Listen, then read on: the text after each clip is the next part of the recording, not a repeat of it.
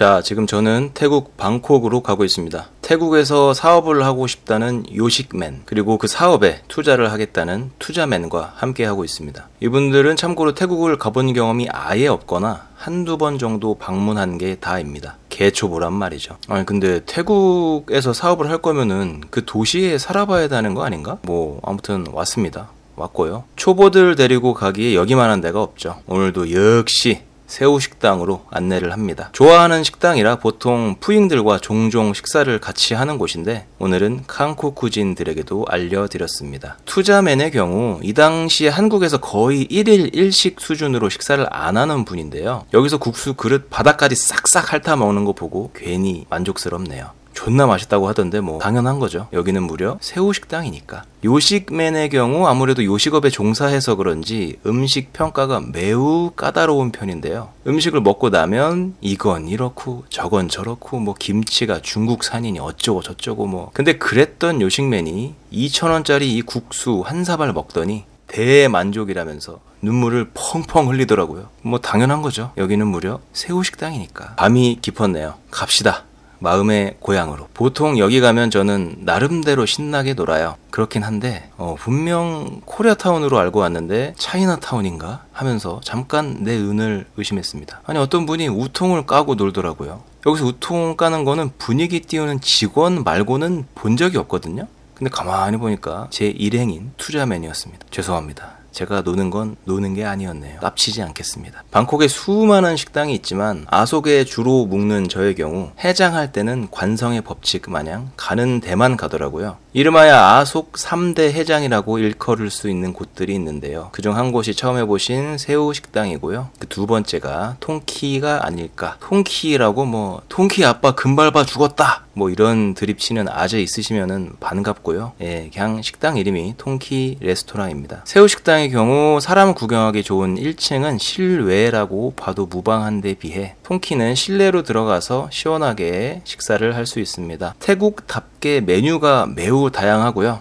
나중에 영상이 따로 올라가겠지만 딤섬 뷔페도 있는데 개 미칩니다 진짜. 뭐 그 얘기는 다음에 다시 하기로 하고, 그리고 세 번째 식당이 바로 피어 21입니다. 여기는 뭐 다들 많이 가는 곳이죠. 뭘로 해장할지 잘 모르겠는데 시원한 데서 적당히 시간 때우고 사람 구경하고 싶다면 갈만한 곳입니다. 무려 급식소라고도 불리는데 저는 개인적으로 여기 괜찮다고 봅니다. 급식소라고 불려서 그런 거지 맛이 없는 것도 아니고 가격이 비싸지도 않고요. 뭐 선택장에 있는 분들은 밖이 더우니까 고민을 하더라도 여기 가서 하면 되지 않을까 싶습니다. 무엇에 대한 시장 조사인지는 모르겠지만 명목상은 시장 조사차 클럽으로 가기로 합니다. 태국 초보들과 동행 중이라면 클럽은 뭐 참지. 보통 클럽을 가면 술만 마시기 때문에 음식을 미리 조금씩 먹어주고 가는 편인데요. 근처에 야시장처럼 되어 있는 곳이 있어서 가봤는데 존나 맛있네요. 역시 쏨땀은 실패가 없다. 뭐 안주가 1시간 넘게 안 나온 거 말고는 좋았습니다. 코리아타운을 차이나타운으로 만든 투자맨은 역시 술도 간지나게 마시네요.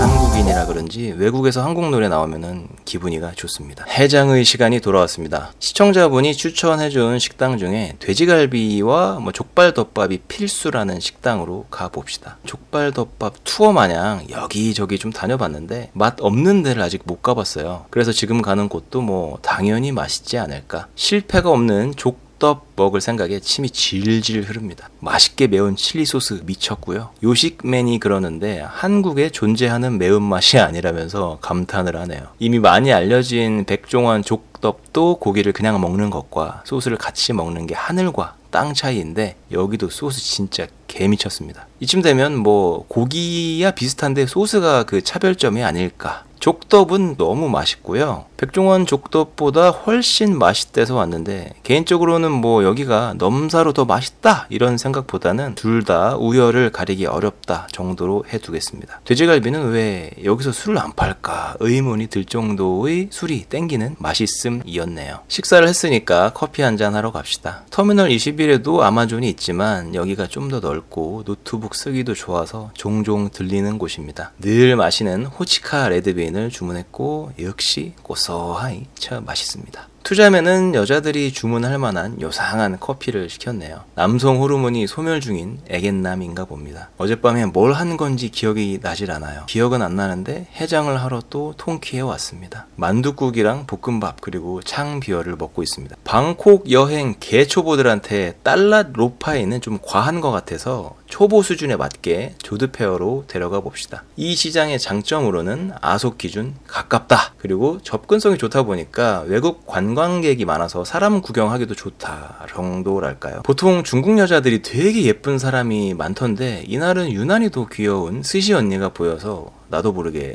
홀리듯이 눈이 갔습니다. 똠양꿍의 나라에서 스시 언니에게 관심을 보이는 김치남이라 조합이 환상적이네요. 일본에 간 지도 오래됐고 해서 인사나 나눌 생각으로 고민 끝에 말을 걸어봅니다. 여, 기사마, 히사시부리더노 라고 했더니 스시 언니 2명이 엄청 화난 표정으로 하이 하이 막 이러다가 제가 본색을 드러내고 Do you have a line ID를 외쳤더니 아까보다 더 화난 표정으로 스미마생 이러더라고요. 까여서 조금 많이 아쉽긴 했지만 왠지 모르게 기분이 나쁘지는 않았고요. 오히려 일본 본토를 가야 하나 싶기도 합니다. 음식은 이 조합으로 먹었었는데요. 그대로 먹어보셔도 후회가 없지 않을까 싶을 정도로 맛있었어요. 사실 맛이 막 기억나는 건 아니고 저때 엄청 만족하면서 먹었다는 기억이 납니다. 국수는 여기서 사시면 되고요. 해산물 같은 이거는 여기서 사시면 되는데 여기 일하는 여자애들 보면 이렇게 어린 친구들도 있던데 뭔가 기특하네요. 중딩쯤 돼 보이던데 어렵지 않게 보이기는 하죠. 이런 분위기들이. 위치는 사실 식당이 뭐 자주 바뀌기도 하고 그래가지고 그냥 가서 구경하시면서 둘러보다가 보이면 드셔보시는 게 좋을 것 같습니다. 정상적인 여자를 만나려거든 술집이나 클럽보다는 이런 은행이라던가 뭐 직장인들이 많은 곳에서 이슈를 만들어라 라는 말이 있죠. 그런 장소 중 하나로 아리역이 있는데요. 오늘은 그 아리역 근처에 식당으로 왔습니다. 여기가 또 그렇게 맛있는 국수를 판다고 해서 왔습니다. 본인의 지인들도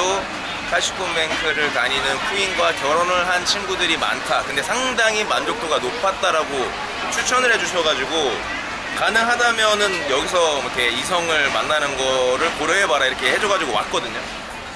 그 국수집이 여기고 내가 좋아하는 타입의 정상적인 사회생활을 하는 푸잉이 있을지 보려면 아무래도 식사 시간에 오는 게 좋을 것 같아서 점심시간에 왔고요. 생선 튀김 같은 게 나왔네요. 소스 찍어 먹으면 바삭하니 맛있습니다. 고기국수가 나왔습니다. 근데 그릇에 이가 이렇게 빠진 게 나오면 한국에서는 난리가 나잖아요. 아니 시불에 이거 안 보이냐, 뭐 장난하냐, 관리를 어떻게 하냐, 뭐 이런 상황이 연출이 될 텐데 여기는 한국이 아니죠. 고로 뭐 이딴 그릇이 나왔냐라는 것보다는 와 그릇이 이렇게 이가 빠질 정도로 전통이 있고 맛있는 집이구나 이렇게 해석을 하도록 합시다. 맛은 뭐 숙소가 아속이어서 그렇지 아리의 숙소를 잡았다면 1일 1국수 해도 괜찮을 것 같은 맛입니다. 아쉽게도 이날은 제가 돌진할 만한 스타일의 푸잉은 보지를 못했네요. 일단 커피나 한잔 합시다. I'm 인스타 충캅 초보들과 여행한 지 거의 5, 6일차 정도 됐는데 뭐 했나 돌이켜보니까 우린 무슨 시장 조사를 하고 있는 걸까 싶긴 하네요. 시간이 얼마 남지 않았습니다. 명색이 요식 투어인데 다른 식당으로 가보도록 합시다. 여기는 북막골이라는 한식당인가 봅니다. 여러 태국의 연예인들이 왔다 갔나 본데요. 한국 배우 사진도 있는 것 같고 미쉐린도 받았네요. 메뉴를 좀 많이 시켰습니다. 김치찌개, 뭐 불고기, 떡볶이, 김치말이국수, 뭐 폭탄 계란찜. 요식맨의 냉철한 평가로는 냉동이냐 아니냐 뭐 원산지부터 해가지고 단호한 이런 평가들이 있었는데요. 솔직히 저는 맛이 있었습니다. 제가 막립이라서 그런 건지 모르겠는데 전 메뉴 다 무리 없는 대중적인 한국 음식 느낌이었고요. 뭐 저 같은 사람들이 많으면 냉동이건 안 냉동이건 뭐 그런 거 문제가 안 되는 거죠. 아무튼 저는 맛있게 먹었다. 여기는 풀문이라고 코팡한 풀문 뭐 그런 데 아니고요. 방콕에 있는 풀문입니다. 한국인 보기 정말 어려운 로컬 느낌이 물씬 나고요. 올 때마다 한 명도 못 봤습니다. 처음 왔을 때 귀여운 푸잉들이 넘치게 많았던 기억이 있어서 종종 오는 곳인데 음식도 먹을만하고 음악도 나오고요. 맥주 한잔 하기에 좋습니다. 근데 미안한 말이지만 이날은 노래 부르는 가수가 노래를 너무 못해서 나왔어요. 뭐 제 옆에 푸잉 있는 것도 아닌데 귀도 안 질러가지고 도망캅. 드디어 일주일째 귀국하는 날이네요. 아까 보신 족발덮밥 말고도 백종원 족덮도 꼭 먹어보고 싶다길래 시간상 직접 갈 수는 없어서 라인맨을 부르기로 합니다. 음식을 받아 들고 올라왔는데 테이블이 없네요. 근데 뭐 대안의 권하들 아니겠습니까? 군대에선 다들 바닥에 앉아서 하는 식사도 일상 다반사인데 문제가 되진 않죠. 아무데나 뭐 대충 올려놓고 먹기로 합시다. 그릇이 어떻게 한 개가 없냐? 아마 숙소 측에서 일부러 구비 안 해둔 것 같은데 뭐 어찌저찌 대충 준비를 해봅시다. 이렇게 놓고 보니까 약간 그 음스 같이 보이기도 한데요. 맛은 역시 존맛탱입니다. 뼈와 살이 스르륵 분리되면서 소스 푹 찍어서 먹을 때의 그 맛은 지금도 잊을 수가 없네요. 근데 음식을 먹는 게 꼭 입으로만 먹는 게 아니라 입, 눈, 분위기 등등 여러 방식으로 느끼며 접하는 거라고 보는데 여전히 맛있는 족덮이지만 역시 식당에 가서 먹는 게 더 나은 것 같습니다. 먹다 남은 리젠시가 있네요. 버리긴 아깝고 마시기엔 힘든데 누구라도 주고 오면 좋겠지만 셋이 같이 귀국이라서 줄 사람도 없습니다. 가지고 한국으로 갑시다. 숙소 바로 앞에 노상에서 커피를 팔고 있네요. 1200원 정도 되는 연유 커피를 먹어주도록 합시다. 이 커피가 진짜 양도 겁나 많은데 달달하니 당 충전 이빠이 되거든요. 만드는 과정 보니까 초코 시럽에 연유를 넣던데 이렇게 만들면 사실 지우개를 갈아 넣어도 맛있을 듯? 아무튼 너무 맛있습니다. 한 7일 정도 시장 조사차 태국 방콕을 좀 둘러봤는데요. 근데 뭘 조사한 거지? 평소 여행이랑 다른 게 뭐가 있나?